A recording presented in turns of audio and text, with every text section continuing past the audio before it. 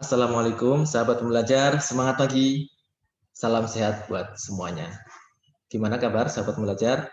Semoga tetap semangat mengikuti pembelajaran di masa-masa bulan puasa seperti ini. Ya. Nah, di video sebelumnya, sahabat pembelajar sudah kita jelaskan mengenai konsep ataupun dasar-dasar fungsi kuadratik. Di video kali ini, kita akan kembali menjelaskan fungsi nonlinear, kali ini dalam bentuk kubik, yaitu pangkat 3. Kenapa ini penting? Karena di dalam beberapa fenomena ekonomi, kita tahu fungsi itu tidak selamanya berbentuk kuadratik, tapi bisa jadi kadang-kala berbentuk kubik. Contohnya, kalau kita melihat daripada fungsi produksi, itu biasanya berbentuknya kubik. Ya. Nah, di dalam fungsi kubik ini, kita tidak hanya mengenal titik puncak atau titik maksimum atau titik minimum ya, sebagaimana di fungsi kuadratik, tapi kita punya namanya titik belok. Ya, karena kalau namanya kubik itu dia kadang berbelok ya, berbelok untuk naik ke atas atau belok untuk turun ke bawah. Nah, beda dengan parabola tadi, kalau dia sudah sampai di titik puncak dia akan turun. Sebaliknya kalau dia sudah ada di titik paling bawah dia akan rebound ke atas. Ya. Kalau di fungsi kubik ini, sahabat pembelajar, kita akan melihat adanya titik ekstrim, kemudian ada titik belok. Ya. Titik beloknya apakah nanti akan menjadi maksimum atau minimum, nanti kita akan melihat sama-sama. Ya. Nah, disinilah ketika kita bicara tentang fungsi kubik, maka kita juga akan melihat konsep ataupun diferensial turunan kedua. Jadi tidak hanya turunan pertama, tapi juga sampai ke turunan kedua.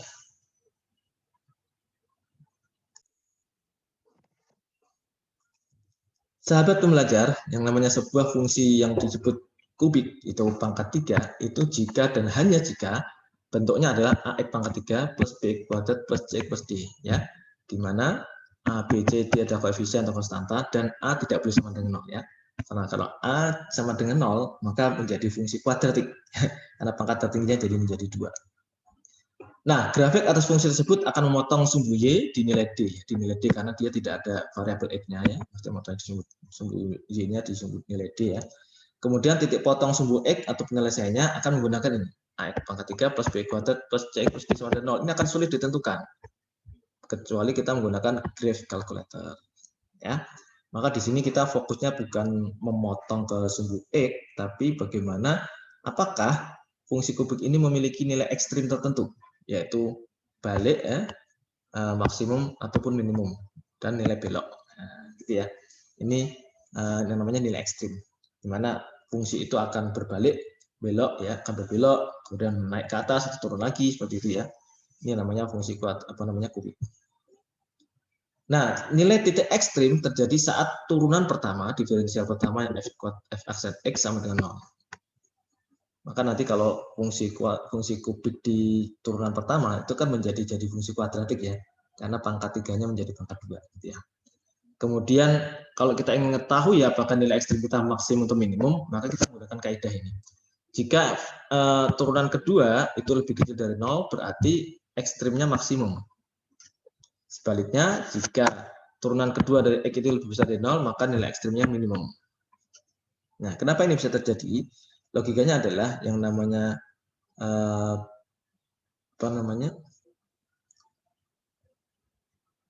kalau fungsi itu sudah ada di tidak ada penambahan lagi, istilahnya kan kalau turunan kedua itu saya bisa ibaratkan sebagai sebuah percepatan gitu ya. Kan kalau kecepatan kan fungsi dari jarak dibagi waktu gitu ya. Tapi kalau fungsi percepatan adalah fungsi penambahan kecepatan ya, penambahan kecepatan dalam waktu-waktu tertentu. Jadi kalau namanya ekstrim maksimum itu kenapa f aksennya lebih kecil dari 0? Karena kalau dia maksimum, mobil itu akan cenderung turun kecepatannya. Nah, maka dia f double aksennya adalah kurang dari 0. Maka percepatannya akan berkurang. Sebaliknya, kalau mobil itu berada di titik minimum, sudah paling lambat sekali, maka percepatannya dia akan nambah karena mobil itu akan lebih kencang. Maka f double actionnya lebih besar dari 0. Itu saya coba analogikan dengan kendaraan yang kita kendalikan, ya. Nah, sebaliknya nilai titik belok terjadi saat f double action sama dengan 0. Ya, di sini jadi ada 4 titik yang harus Anda lihat ya. Titik ekstrim terjadi ketika f aksen x sama dengan 0. Ya. Kemudian kalau turunan kedua itu akan menunjukkan dia ini titiknya maksimum atau titiknya minimum. Kalau dia lebih kecil dari 0, dia maksimum. Kalau lebih besar dari 0, dia minimum. Kemudian dia akan berbelok kalau turunan keduanya malah sama dengan 0. Ya. Nah, sebagai contoh, sahabat belajar, kita punya fungsi y sama dengan min x kuadrat plus 3x plus 2. Ya. Nah, dari sini kita tahu yang berpotongan dengan sumbu y-nya berarti yang nggak ada x-nya, dan 2. Ya. Kemudian bagaimana turunan pertamanya? Turunan pertama dari ini adalah berarti tinggal min 3x kuadrat plus 3. Ya. Kemudian turunan keduanya gimana? Min 6x. Bagaimana kita tahu titik ekstrimnya? Maka titik ekstrimnya sama dengan 0 ya, turunan pertama sama dengan 0. Min 3x kuadrat plus 3 sama dengan 0. Jadi x sama dengan 1 atau x sama dengan minus 1. X sama dengan 1 atau titik x sama dengan minus 1. Nah, di gambar ini teman-teman ya, kita tahu titik ekstrimnya kan di sini ya. Minus 1, minus 1. Ini kan ya, tuh. Tuh, habis turun dia naik lagi, terus turun lagi. Ya. Kalau parabola kan coba sampai sini aja ya. Ya, nah, saat x sama dengan 1, maka turunan kedua yang tadi minus 6x ini sama dengan minus 6. Sehingga titiknya kita bilang maksimum karena dia di bawah lebih kecil dari 0. Lebih kecil dari 0. Sebaliknya ketika x-nya sama dengan minus 1, maka y double x-nya sama dengan 6. Berarti ini positif. Maka nilai ekstrimnya jadi minimum. Ya, di sini ya. Nah, kita tahu, oh berarti ketika minus 1 titiknya karena dia nilainya lebih besar dari 0, maka malah dia titiknya minimum.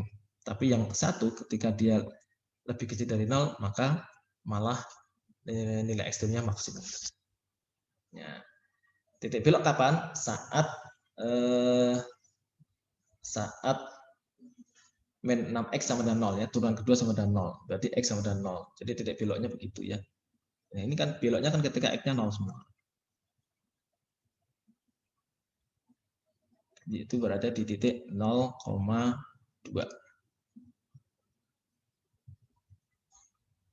0,2 titik belok nih ya, dianggap titik belok. Nah, ini kalau gambar persisnya terusnya tuh kelihatan kelokan ya, ini karena gambarnya penyederhanaan jadi nggak kelihatan belokannya gitu ya. Nah, itu tadi fungsi nonlinear berkaitan dengan pangkat 3. Nah, sebaliknya sahabat belajar ini juga kita punya fungsi eksponensial. Kalau fungsi eksponensial itu fungsi berpangkat ya, fungsi berpangkat ya. Dan ini nanti ada lawannya ya. Kalau fungsi eksponensial akan berlawanan atau bercermin mirroring dengan fungsi logaritma ya. Bentuk sederhana dari fungsi eksponensial adalah y sama dengan b pangkat x, di mana b lebih besar dari 0 dan b tidak boleh sama dengan 1 ya. Dari persamaan ini kita tahu fungsi eksponensial itu akan mempunyai karakteristik sebagai berikut. Asimptotik terhadap sumbu x, yaitu tidak memotong atau menyinggung. Jadi asimptotik terhadap sumbu x. Jadi di sini kalau ada gambar itu ini benar-benar asimptotik mepet banget sama sumbu x. Ini juga mepet, tapi tidak benar-benar bersinggungan atau memotong sumbu. Ya. Kemudian dia akan memotong sumbu y di 0,1. Saat b lebih besar dari 1 merupakan fungsi naik. Pada saat b lebih kecil dari 1 maka fungsi turun ya. Kalau b lebih besar dari 1 maka fungsinya akan naik ya. Ya. Kalau lebih kecil dari 1 fungsinya akan turun. Ini.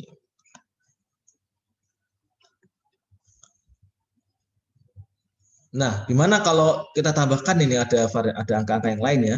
Misalkan y sama dengan 2 pangkat x min 3, maka senilai dengan fungsi ini berarti dari y sama dengan 2 pangkat x akan digeser vertikal ke bawah sebanyak 3 ya, karena berkurang. Jadi tinggal geser 3. Gimana kalau y sama dengan setengah dari pangkat x kurangi 4. Senilai dengan fungsi ini, y sama dengan setengah pangkat x yang digeser horizontal ke kanan sebanyak 4 unit. Ini beda ya sahabat belajar ya. Kalau ini yang dikurangkan itu ininya, x-nya. Nah, maka yang bergeser juga x-nya gitu ya. Kalau yang ini yang dikurangkan 3 mempengaruhi y-nya kan, maka yang bergeser adalah di titik y-nya.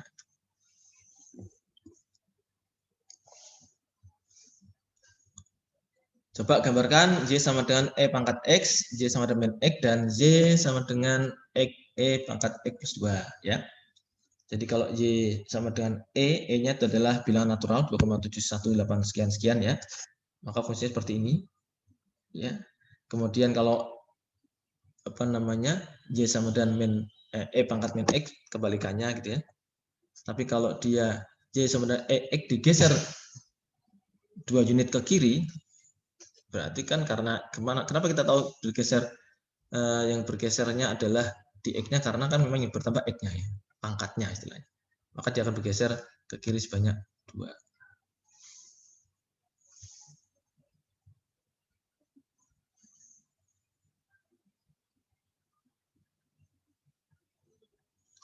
Oke. Nah, lalu fungsi logaritma di sini merupakan mirroring tadi sekali lagi dengan fungsi eksponensial. Maka kalau kita lihat di sini, kalau eksponensialnya y sama dengan 2x, maka logaritma y sama dengan log 2x atau nulisnya kadang-kadang segini, 2 log x.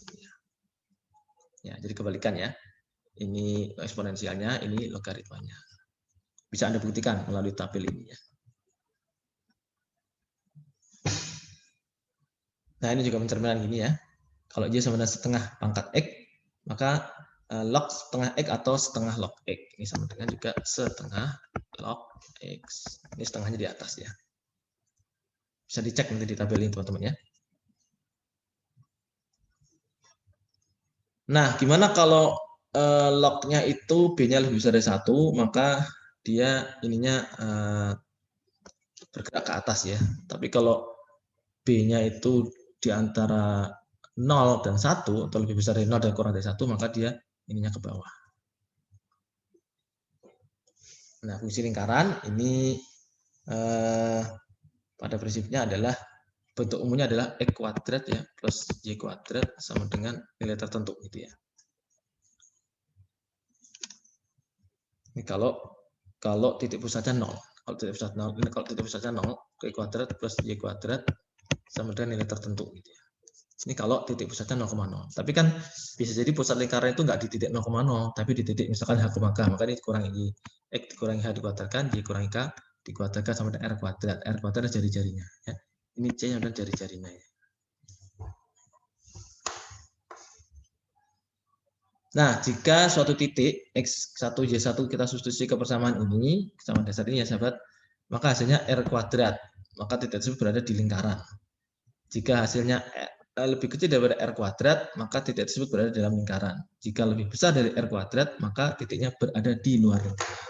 Ya. Jadi, apakah dia berada dalam lingkaran, pas di lingkarannya, di titik lingkarannya, atau di luar, tergantung apakah nilai yang ini, x min h kuadrat dan seterusnya ini, itu akan sama dengan r kuadrat, lebih kecil dari r kuadrat, atau lebih besar dari r kuadrat. Ya. Nah, contohnya ini. Sebuah lingkaran punya persamaan x kuadrat plus y kuadrat min 6x plus min 8y plus 16. Tentukan jari-jari lingkaran dan pusat lingkaran dan gambar ya. Maka di sini kita coba olah dengan aritmatika ya. X kuadrat plus y kuadrat min 6x min 8y plus 16.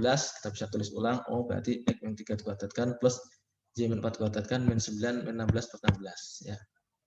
Sehingga ketemu x min 3 dikuadratkan plus y min 4 dikuadratkan sama dengan 3 kuadrat. Berarti titik pusatnya di 3 dan 4. Jari-jarinya 3. Ya. Jarinya 3 ya ini ya. Dari pusat ke masing-masing titik ini ada 3. Ya. Pusatnya mana? Ini 3,4.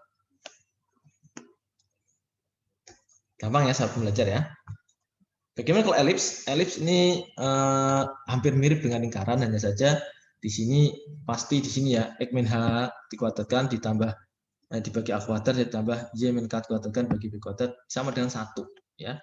Di mana jarak pusat dan ujung horizontalnya adalah a. Jarak pusat dan ujung horizontalnya adalah a. Jadi kalau pusatnya di sini, jarak pusat dengan ujung horizontalnya itu adalah a. Jadi kayak jari-jari, tapi kalau lingkaran kan jari-jarinya sama. Kalau ini enggak, ini a ya. Kemudian kalau h sama k ini adalah titik potong. Ya, titik potong ataupun titik yang mewakili x dan y-nya gitu ya. Nah, ini elip kalau punya rumus seperti ini diminta dari titik pusat, jari-jari pendek dan jari-jari panjang ya. Seperti tadi fungsi lingkaran kita coba jabarkan, fungsi aritmatiknya kita temu jadi seperti ini ya. Ini diolah biasa saja. Sehingga kita tahu titik pusatnya adalah min 2,1 ya. Kemudian jari-jarinya adalah 3 dan 2. 3 dan 2 kan akar dari 9 ya akar dari 4 ya. Jadi yang ke sini 3, yang horizontal 3, yang vertikal 2. Gampang ya teman-teman ya. Ini fungsi elips. Tapi di dalam aplikasi ekonomi pelajaran kita nanti lebih banyak menggunakan fungsi kuadratik dan fungsi kubik ya. Mungkin kita jarang menggunakan fungsi elips maupun fungsi lingkaran. Hanya saja memang nanti di beberapa kasus tertentu ada soal-soal yang bentuknya seperti elips tapi sebenarnya elipsnya nggak utuh ya, karena mungkin cuma seperempat elips gitu ya. Nah, ini nanti kayak fungsi transformasi produk ya, fungsi transformasi atau production possibility frontier itu adalah bentuknya kayak elips yang dibagi 4 gitu ya. Demikian ya sahabat belajar, video selanjutnya kita akan membahas bagaimana penerapan fungsi-fungsi non linear tadi di dalam bidang ekonomi. Salam sehat buat sahabat belajar semua. Assalamualaikum warahmatullahi wabarakatuh.